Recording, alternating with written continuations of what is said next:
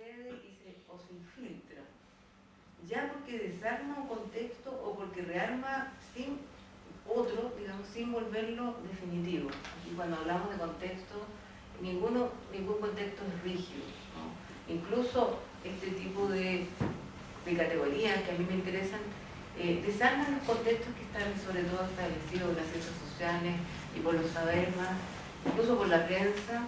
En ese sentido coincido mucho con Carlos Cerda, que también critica las ciencias sociales por motivos más o menos semejantes. Ahora, en mi libro Escenas del cuerpo científico, la escena se me hizo presente justamente al modo de una configuración inconclusa y también como una forma de leer o darle palabra a lo muy condensado o a lo fantasmal, en tanto que desaparecido, borrado o excluido. En este sentido me siento muy cercana de la escritura fragmentaria de Carlos Cerda, aunque también, debo decirlo de inmediato, me resulta inquietante que sus únicos referentes, después lo discutiremos, ¿no? Sean los de la cultura europea. Creo que es problemático. Entonces, primero una pregunta: ¿qué validez tiene este tipo de escritura hoy? Me refiero al momento más actual, no digo que ya es del siglo XX, ¿no? El Carlos Cerda, pero hay un hoy que lo pone además en escena, a mi juicio, de una manera especial, precisamente por el inacabamiento de su escritura, que desafía la hiperespecialización y las productivizaciones imperantes en las universidades. Por lo mismo, quien se aleje de la forma universitaria de escritura debe partir por hacerse cargo de las ocasiones que reclaman una forma de escritura. ¿Por qué escribo? ¿Qué ocurrió que yo escribí? Eso es lo que generalmente el paper borra. Uno nunca dice por qué escribo. Patricio Marchán, justamente, que a mi juicio es un gran ensayista en ese sentido, escribe sobre Árboles y Madre, en cuestiones de estilo, justamente lo que se ha entendido por discurso universitario, en el cual, como señala, existe un rechazo de la realidad. Asimismo, es necesario singularizar a quien habla y escribe, porque el ensayo rechaza al sujeto trascendental, ¿no? A mi juicio, ahora, parte de lo que yo digo aquí, algunas cosas las saqué también de este texto que está en prensa, porque curiosamente, bueno, hablando de la letra, me remonto, y sobre todo de los dramáticos de Port Royal, que son autores leídos por Andrés Bello, Simón Rodríguez, entre otros, que yo cito en mi libro. Se inspiran mucho los dramáticos de Port Royal, que a su vez ellos entran en crisis con Montaigne. Hay una pugna del siglo XVII entre Montaigne y los dramáticos de Port Royal. Y aquí ya les voy a citar. Y lo mismo, bueno, los dramáticos de Port Royal se inspiran en Pascal también. La discusión es por un cristianismo austero que reniega del amor propio y del yo pasional. Eso por parte de los gramáticos, ¿no? Y por lo tanto, que son de alguna manera los instaladores de un yo trascendental. Bueno, uno si lee Las palabras y las cosas de Foucault, incluso de Ángel Rama, La ciudad letrada, está la caracterización, ¿no?, de una idea de letra absolutamente racional, abstracta y borrada de toda particularidad, ¿no? Esa es la fórmula y la forma de escritura que instala la gramática de Port Royal, en parte recogida por la gramática de Bello, ¿no? La idea de hacer de un idioma, que un idioma deje de ser un idioma, que pase a ser un discurso universal, una lengua universal. Borrando, esta fue como, por así decir, fue programado esto en Francia para convertir al francés en la lengua universal.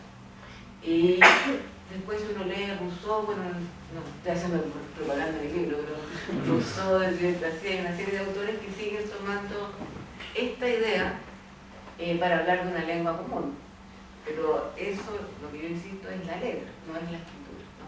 La escritura es una mezcla mucho más heterogénea. Esto es completamente depurado, y en ese sentido es que justamente se le critica a Montaigne este yo pasional que está lleno de placer, tomas de posesión y alejamiento de una enunciación universal. Para los gramáticos de Port-Royal justamente se trataba de tomar distancia, de emitir juicios a distancia y de instalar una lengua deductiva. Nada de lo que se dice está todo interconectado, ¿no? Incluso contra las metáforas, contra cualquier palabra de más que impida el entendimiento de lo que se está diciendo, ¿no? Entonces, bueno, en su estudio del periodo, un francés, Louis Marin, explica que los gramáticos de Port-Royal consideran el estilo ensayístico de Montaigne justamente el ejemplo de un violento amor por sí mismo, debido a que en sus ensayos no habla más que de sus inclinaciones, fantasmas, enfermedades, virtudes y vicios. El intelectual europeo y latinoamericano hasta hace poco poseía este mismo yo neutro, porque a menudo describe desde un humanismo abstracto que borra cualquier rasgo particularizador. Aún ahora estas situaciones de neutralidad se mantienen. ¿Por qué es necesario salir de esta neutralidad? Ahora, tampoco se trata de que uno tampoco creo yo en eso de que uno hable al infinito de uno mismo, porque también cuando uno habla de sí mismo uno está absolutamente mediatizado, y yo creo que justamente también por ese lado voy a hacer una pequeña crítica a Martín Cerda en su remisión permanente a Montaigne, ¿no? Y porque, bueno, he formado parte también y ahora también para que sepan, del jurado del género ensayo en el fondo del libro. Y siempre se da la discusión en Chile de que se entiende el ensayo, y el único referente para entender el ensayo es Montaigne. Y Montaigne es del siglo XVII. Y esta idea del sí mismo es un sí mismo que hoy día, digamos, se entendería de manera bastante ingenua, ¿no? Nuestro sí mismo está, bueno, yo creo en que uno tiene que trabajar sus mediaciones, uno está mediatizado por la publicidad, por la economía, y yo creo que en ese sentido, bueno, Cerda, si bien insiste en remitirse a Montaigne, aunque bueno, tú dices, yo te cito también, pero hace lo contrario, Martín Cerda. Bueno, aquí vamos a ver, hay como unos virajes en la escritura en ese sentido de Martín Cerda. Entonces, bueno, ¿por qué en mi caso yo critico el humanismo abstracto desde el punto de vista del género, desde la crítica que hay en el siglo XX, ya partiendo por Simón de Beauvoir, justamente del humanismo abstracto, que impide hablar de quien escribe, no se sabía si era una mujer, no se sabía ni cuál es su idioma, porque hasta el día de hoy en nuestros ensayos, y eso también es parte de mi libro, también en qué lengua uno habla y qué traducciones ha leído. Es decir, todas las mediaciones posibles. Yo creo que eso es para mí las filtraciones que tiene la escritura, ¿no? Todo lo material heterogéneo que a uno se le olvida. Entonces, ¿qué pasa con las escrituras neutras? Justamente suponen que el que escribe es una especie de ejemplar de una humanidad unificada. En todo caso, no es la singularidad seca lo que cuenta en la escritura. También es indispensable ocuparse de los cruces culturales, como les decía anteriormente, o las lenguas o los lugares con los que uno se cruza. En suma, como dice el mismo Cerda, dice, no se puede seguir hablando de problemas abstractos, de manera abstracta, frívola y melodramáticamente, como lo hizo el siglo XIX, y siguen haciéndolo los cientistas sociales, algunos grupos intelectuales y la prensa. Más adelante agrega, todo problema es el problema de alguien. Esta lúcida y sencilla frase es para renegar de totalidades como las del individuo, la corporación, la clase o la sociedad. Bueno, también en mi caso, y lo diré varias veces, celebro esta clave antitotalitaria que tiene la escritura de Martín Serra. Me interesa especialmente porque, bueno, estoy trabajando Hannah Arendt y Lucy Irigaray, quienes justamente reniegan del concepto de espíritu, sociedad, estos grandes conceptos que el siglo XIX las empleaba como si fueran sujetos, ¿no? Como si tuvieran vida. Y eso desde el comienzo, Martín Serra lo identifica como un problema. Como es evidente, la palabra librada Serra le rehúsa validez al saber y a la forma totalitaria de la escritura. Por este motivo hace equivaler el ensayo al fragmento y a la ocasión que lo provoca. Con esta opción se pone en guardia contra varios tipos de escritura, entre otras la de la prensa, las ciencias sociales y la de la universidad. En este sentido, Serra comparte con Marchand la crítica al saber universitario que hoy obliga a establecer la escritura del paper como un producto de trabajo universitario. Bueno, hoy esta crítica se la hace José Santos. Bueno, yo escribí el libro sobre una disciplina a la distancia y entre otros escritos también contra el paper. En diálogo entonces con Adorno, el lugar crítico en el que se instala Serra no busca sistema alguno, tal como Montaigne se asimila a un navegante que no llega a un puerto final, que por el título de lo que tú leíste, yo creo que tú trabajaste esa metáfora del navegante. Sí,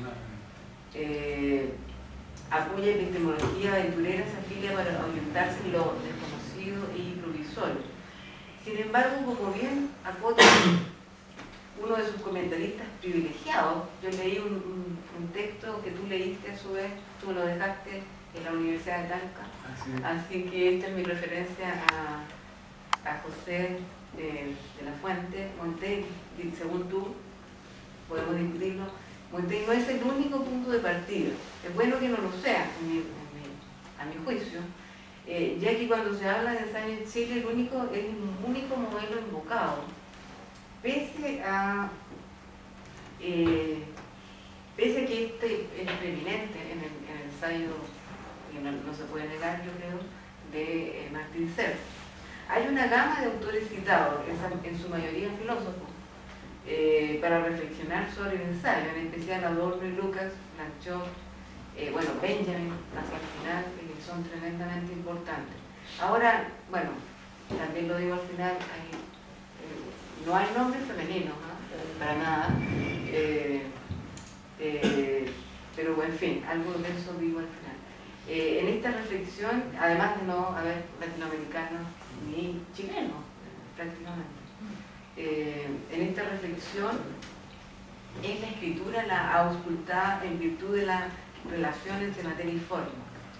Con la atención prestada al lenguaje y su estilo nos encontramos en un territorio muy distinto al del letrado, del estilo del positivista o del periodista, para quienes el lenguaje es un medio transparente para enunciar ideas o información pura, ¿no? La idea de que hoy día la información no tiene estilo, no tiene forma, bien sabemos que es imposible que no la tenga. Bueno, sigo a la tercera parte, que las tensiones de lo fracturado. Me interesa entonces ver también en toda la escritura, me interesa ver qué la tensa, ¿no? Contra qué escribe, y también no tanto contra, sino qué le afecta. En lo que concierne a las tensiones que refieren al título que le daba a esta exposición sobre Serra, su escritura también desfavorece lo que él denomina la falsa ensayística, referida a la producción en serie de la industria cultural, también definida por Adorno y por Hayek, con un énfasis quizás demasiado en contra de la cultura de masa. Yo diría, bueno, ahí me inclino más por Benjamin, que es menos, se opone menos a la cultura de masa, pero también con mucho cuidado. Para el ensayista chileno, la industria cultural es una modalidad de publicación sin disidencia y sin forma. En este sentido, la forma es ya el contenido o el objeto del que se habla.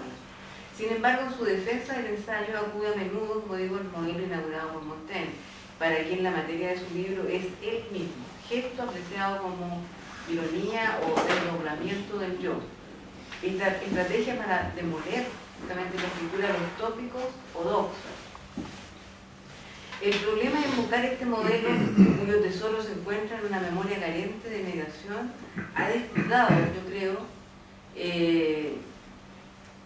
lo que forma parte de toda escritura, me refiero a la intertextualidad, que yo creo que es lo que practica, que sin embargo no la defiende, que es también otro de los problemas con los que yo me he encontrado en el fondo, digamos, cuando tomamos decisiones sobre qué es un ensayo. Si alguien cita, no es ensayo. Bueno, en general yo cito mucho, porque además creo que es ético citar.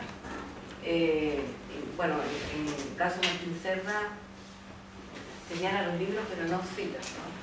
Como uno cita con su edición, año de publicación, no sé, eso lo podemos discutir. Si acaso no citarlo de esa manera, uno entra realmente en el género del ensayo.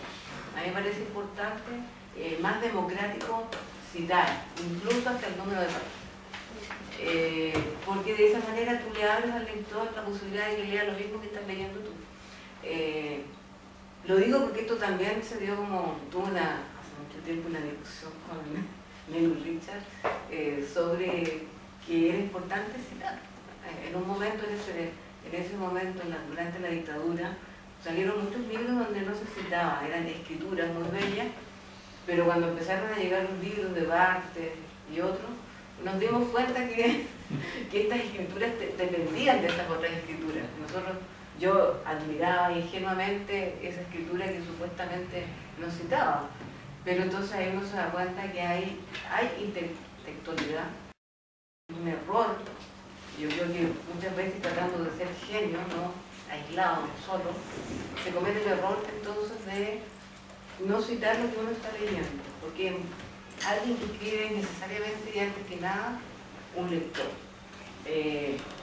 En ese sentido, entonces, lo que digo es que la suposición que conlleva instalarse en este modelo es justamente que cree partir de sí mismo, cuando en general se recurre a fragmentos textuales para darle forma a nuestra memoria o experiencia. Bueno, en este punto, no sé si ustedes conocen, hay un texto muy bello de Silvia Molloy sobre la escritura autobiográfica en Hispanoamérica, que justamente delata, bueno, lee a Sarmiento, a muchos, ¿no? Donde, claro, lo que ellos escribían como de manera autónoma o supuestamente recurrían a su memoria, estaba mediatizado por otros textos, por formatos de todo tipo, es decir, por el archivo europeo, ¿no?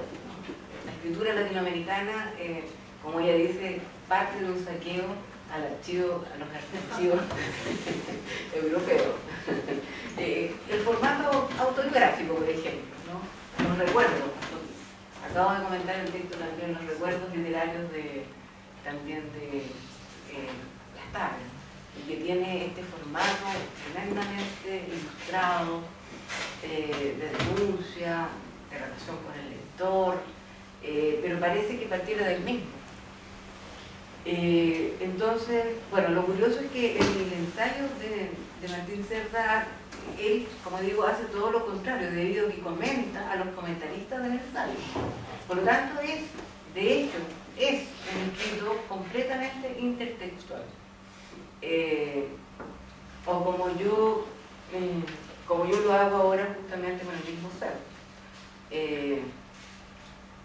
Otra de las tensiones de Cerda se relaciona con la escritura moderna y la fricción con la sociedad y su estructura económica. El autor, al igual que lo moderno, es lo fracturado, lo que exhibe roturas equivalentes a la ciudad moderna. Según señala Cerda, el trabajo de escritura en una sociedad economicista tiene un valor de cambio, pese a que el trabajo del escritor se ve generalmente como una escritura, como una actividad lúdica, un pasatiempo, incluso se lo hace valer por las miserias biográficas de quien escribe. O sea, me interesa mucho su crítica ahí a esta figura del escritor atormentado, a esta mitología romántica, como él dice, como una ideología que le otorga un valor estético al sufrimiento del escritor. En relación a lo moderno y a la visión economicista y a la fractura que introduce Cerda, me parece necesario comparar el ensayo con la escritura modernista. Aquí vuelvo a remitir a mi texto, que está por publicarse.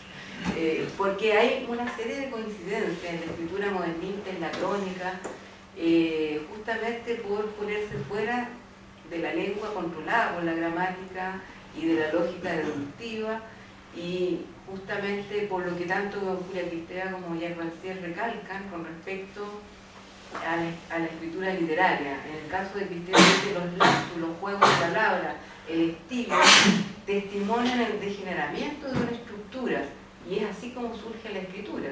En el caso de Rancière, la palabra que carece de un modelo o maestro que la socorra es definida como una palabra huérfana. Este es el caso en Hispanoamérica de Rubén Darío, quien legitima lo arbitrario en su escritura, en rechazo de la lengua fría de la razón.